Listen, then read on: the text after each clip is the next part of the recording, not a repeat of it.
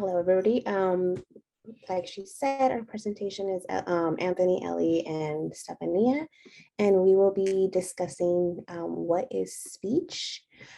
Speech is the expression of thoughts and feelings through the production of sound, and those sounds are assisted through the nerves, through the lungs, the vocal cords, the throat, how your facial and neck muscles move.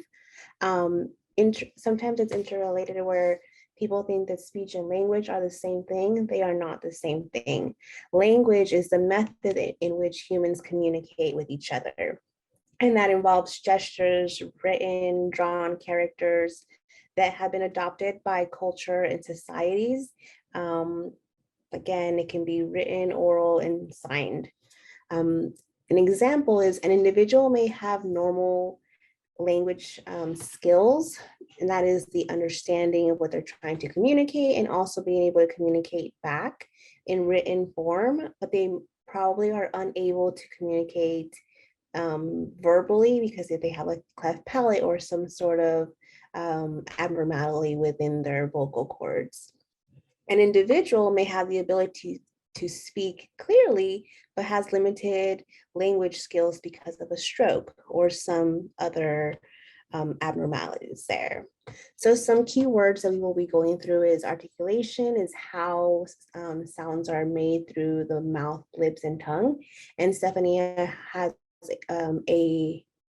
Anthony has a great video that he's going to be showing us a little bit later.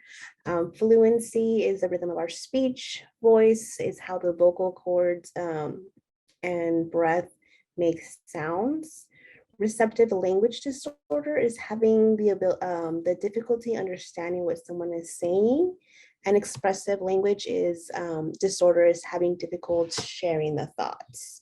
So now we're going to go into Anthony's portion of the presentation. Hi. Stuttering is caused by motor movement.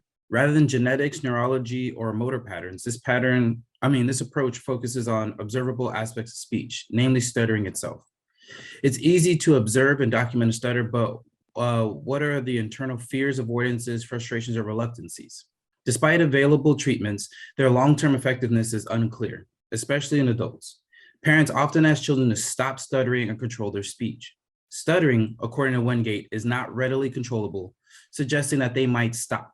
As my friend Nikhil also confessed, they have practiced their fluency in preparation for a big event, but fail when the time comes. Next slide, please. What you see here is a variety of speech and language disorders cause non-fluencies, not just stuttering. So we can see this from our reading that there are different ways of going through disfluencies or non-fluencies. Next slide, please. And yes, I kind of rushed through that a little bit because I want to give enough time for you guys to participate with the video today. So what's going to happen is we're going to have the speech language pathologist. She's going to be working with a client. And as she's working with this client, I want you to pretend like you are the said client and participating and doing exactly as the video is instructing, okay? Good, Ellie. Thank you. So today we're going to be doing fluency shaping strategies. And I have two specific ones that we're going to work on. The first one is called easy onset. And that's when you use a gentle start to your voice before you say a voiced sound. So something that uses your vocal folds. You say, you feel your vocal folds. So anytime you say a sound using your vocal folds, like I, you're going to take a deep breath. And on your exhale, I start your voicing and start it slowly. That's why we call it easy onset. And the second one we're going to do is called light contacts. So for the word ball, what articulators do you use? What are you using to make that sound? My lips. Exactly. So instead of really tense and saying ball, you see all the tension in my lips? We're going to say it smoothly, and we're going to use just a light touch of your lips. Ball. Ball. Good job. Let's try it one more time. Ready? Light contact. Ball. Ball. Awesome job.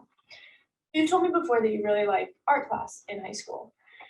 What's your favorite part of art class?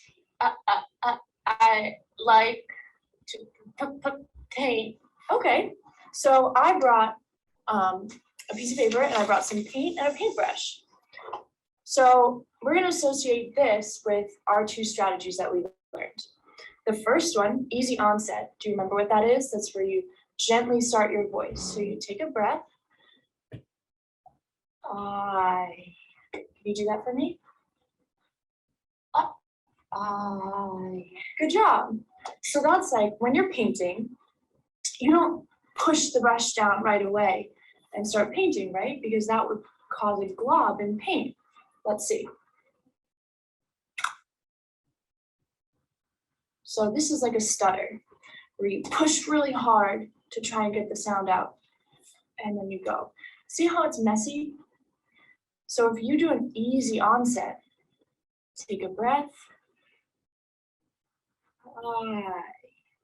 See how much nicer that line looks? You try it. Remember to take a breath and gently start your voice. Awesome job. See how nice that line looks?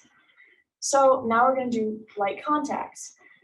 Similarly, when you stutter and it's really tense, like when you say paint, it's really, really, really tense. If I were to translate that into painting a brush stroke, it would be like this. Paint. That's not a straight line, right? So let's try it with a light contact. Lightly touch your lips together to say the word paint. Paint. Straight line. You try.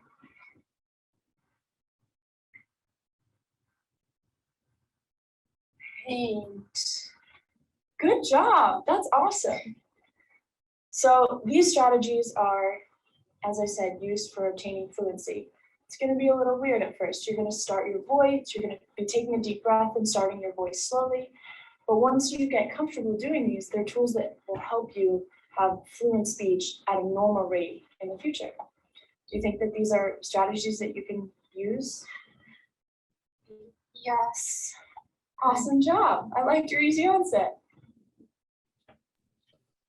So as you've seen, she took a deep breath before she spoke, and she was very, very cooperative with the language therapist, was able to utilize something that really brings the client joy and a part of their lesson. So hopefully we can do the same when we are working with our kiddos. Thank you. Thank you, Anthony. Okay, so now we're going to be going on to Stefania's portion. So today, Thank you. Oh, well, I want to start by saying that I work for a preschool, and I noticed that many children struggle with speech and language. As a teacher, I need to understand that everyone learn language differently, and children develop language before birth. And even though we have to go through the same stages of acquisition, we don't go through them all the same time. So seeing the child progress at different developmental stages is very important to help the children to receive intervention, because interventions are critical so they can speak and develop the right way, or reach all the things that they want to reach. So let's see, some children might have problems understanding or what is receptive language disorders, but some others will have problems with moving or controlling their muscles. That's expressive language disorders. So let's move to the next slide, and let's go into it just a little bit before we do our activity. So now keep in mind, when we think about a receptive language disorder, we think about the things we can comprehend.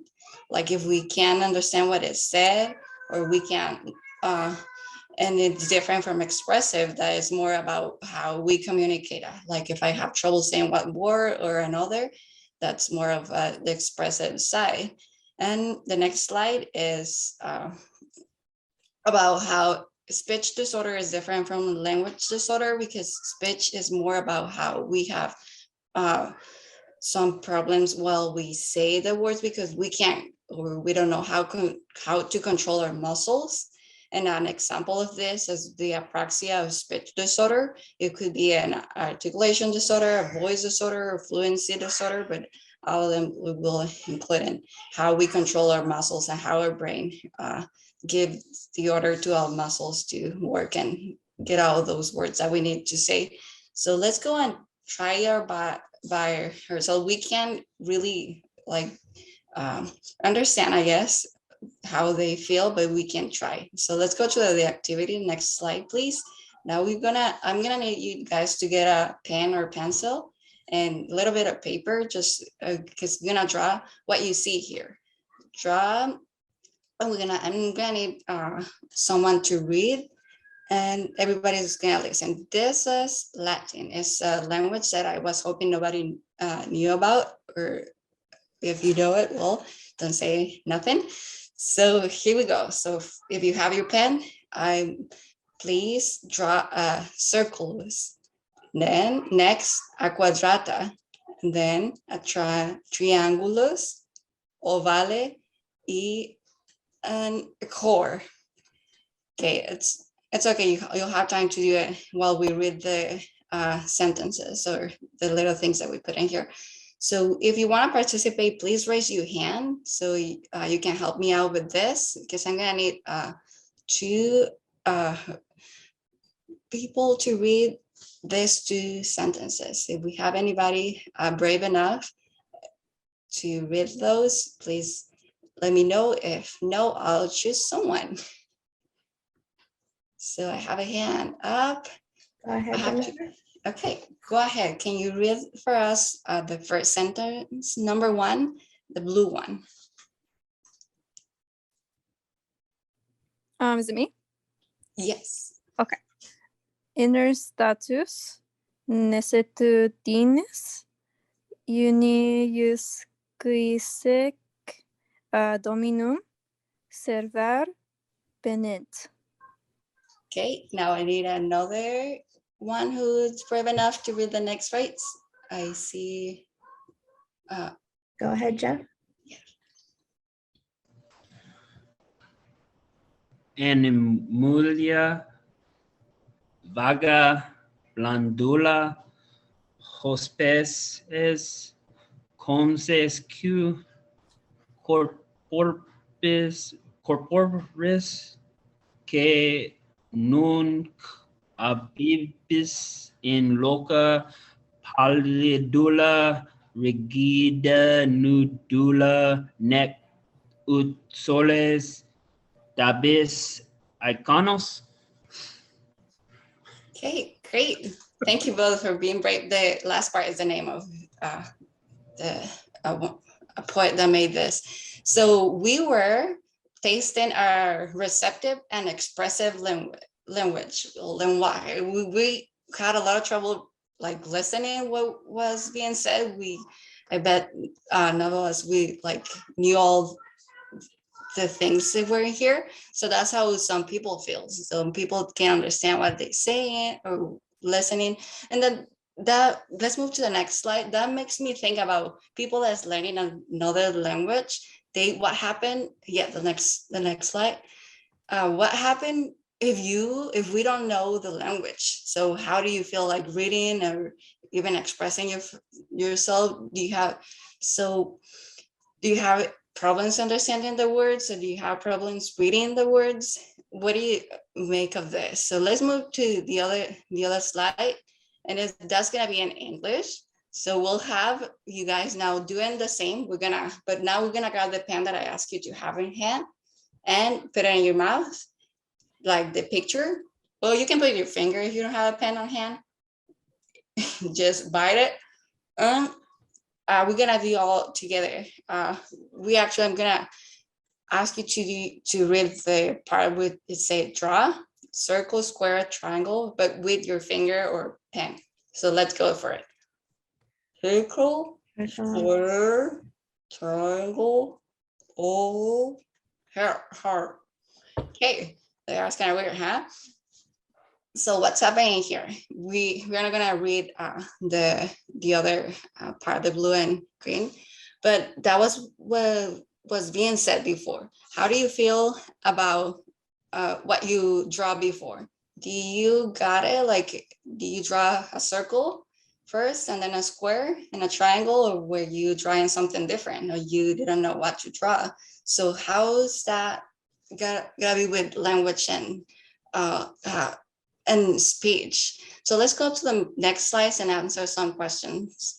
So what happened when you can't move your muscles the way you want to pronounce to say all the words? It makes things difficult. So that's the way people sometimes feel. Sometimes when you're in a class, you can see little kids having trouble saying the words because maybe they have some issues with their muscles, or maybe they don't understand all the words because it's their second language. So you have to be aware that all those stutters maybe have different roots, and we can help them in very different ways.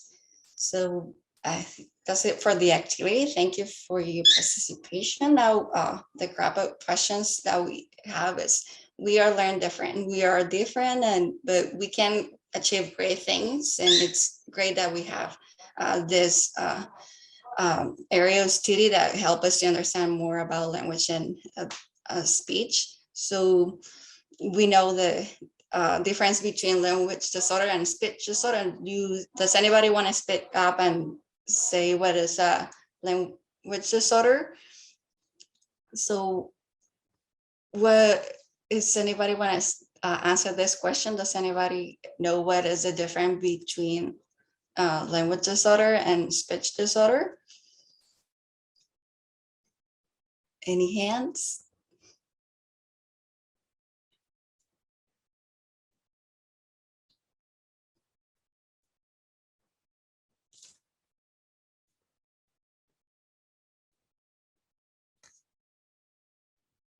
Okay, I am going to choose someone, and it is going to be, sorry, let's do Stacy.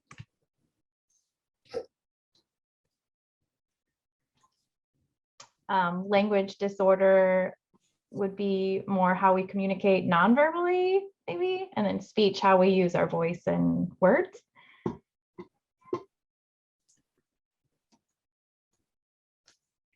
Thank you. Okay, so yeah, that wraps up our activity and presentation, and